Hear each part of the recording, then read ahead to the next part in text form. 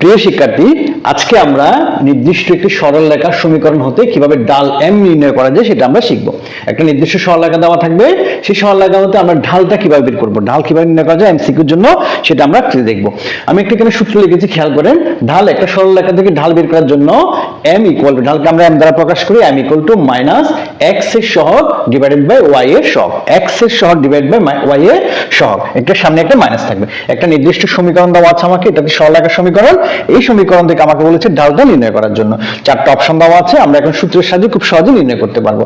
যদি আপনাকে একটা সমীকরণ দেওয়া থাকে, এই সমীকরণের x এবং y, অর্থাৎ x এবং y যে মানগুলো থাকবে, ভ্যালুগুলো থাকবে, সেগুলো আপনি ডান পাশ থেকে বাম পাশে নিয়ে আসবেন, সবসময় বাম পাশে নিয়ে চলে আসবেন, ঠিক আছে? এরপর আমরা সূত্রের সাহায্যে অ্যাপ্লাই করবো। আমার এই অঙ্কের মধ্যে বাম পাশে কিন্তু মানগুলো দেওয়াই আছে। তাহলে আমরা যদি সূত্র অ্যাপ্লাই করি, একটা মাইনাস থাকবে, সূত্রের জন্য একটা মাইনাস দেওয়া আছে, এরপর হচ্ছে x এর সহগ, ঠিক আছে? তাহলে x এর সহগ কত, এখানে 2। আমরা কিন্তু এখানে চিহ্ন সহ ইউজ করতে হবে, যেহেতু x এর সহগ কত প্লাস 2, y এর সহগ কত মাইনাস 5, আমরা কিন্তু চিহ্ন সহ বসাবো। তাহলে x এর সহগ, উপর হচ্ছে x এর সহগ, x এর সহগ কত হবে প্লাস 2, প্লাস যেহেতু আমরা বসানোর দরকার নেই।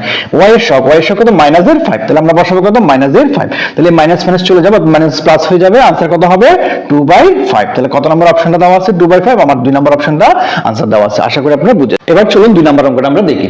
আমাকে একটা অঙ্ক দেওয়া আছে 3x + 2y = 6, সমীকরণের ঢাল নির্ণয় করো। 2x + 3x + 2y = 6 সমীকরণের ঢাল নির্ণয় করো। আমার কথা ছিল আমার x এবং y এর মানগুলো আমি বাম পাশে নিয়ে আসবো, অলরেডি বাম পাশে কিন্তু দেওয়াই আছে, জাস্ট আমরা এখন সূত্রটা অ্যাপ্লাই করব। সূত্রের জন্য একটা মাইনাস হবে আগে থেকেই, এরপর হচ্ছে x এর সহগ, x এর সহগ কত প্লাস 3, প্লাস যেহেতু আমরা বসাবো না প্লাস 3 হবে, নিচে হচ্ছে y এর সহগ, y এর সহগ কত প্লাস 2, যেহেতু প্লাস আমরা বসালাম না, তাহলে আনসারটা কত হলো -3/2। কত নম্বর অপশন দেওয়া আছে আমার, 1 নম্বর অপশনটা দেওয়া আছে -3/2, এটাই হচ্ছে আনসার। আশা করি বুঝেছেন। চলুন এবার আমরা 3 নম্বর অঙ্কটা দেখি। আমাকে একটা অঙ্ক দেওয়া আছে 3x = 2y + 4 হলে সমীকরণের ঢালটা নির্ণয় করো। তো আমার কথা ছিল আমার x এবং y এর মানগুলো আমরা বাম পাশে নিয়ে চলে আসবো। তাহলে আমরা যদি বাম পাশে নিয়ে আসি, তাহলে কত হবে 3x - 2y = 4। এরপর আমরা সূত্র অ্যাপ্লাই করব।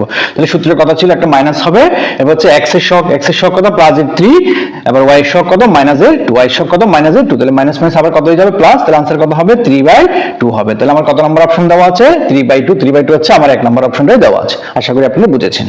চলুন এবার আমরা 4 নম্বর অঙ্কটা দেখি। আমাকে দুই অঙ্ক দেওয়া আছে x - 3y - 15 = 0 এবং 3x + y - 3 = 0, দুইটা সমীকরণ দেওয়া আছে। আমাকে বলছে রেখা দ্বয়ের ঢাল দ্বয়ের গুণফল কত।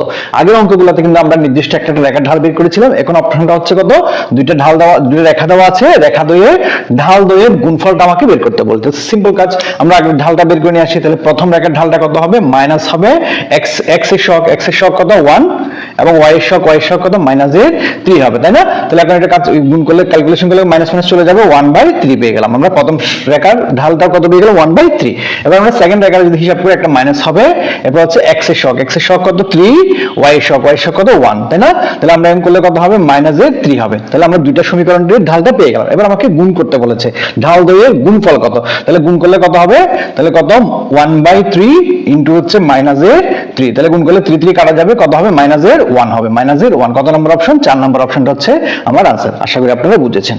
প্রিয় শিক্ষার্থী, আপনারা যদি আগে 4টি অঙ্ক বুঝে থাকেন, আমাকে এই অঙ্কের আনসারটা কি হবে আপনারা কমেন্ট বক্সে জানিয়ে দিবেন। দুটো রেখা দেওয়া আছে, x - 2y - 10 = 0, 2x + y - 3 = 0 হলে রেখা দ্বয়ের গুণফল কত। 4টা অপশন দেওয়া আছে, আপনারা কমেন্ট বক্সে তার আনসারটা কত হবে আপনাকে জানিয়ে দিবেন। ধন্যবাদ সবাইকে।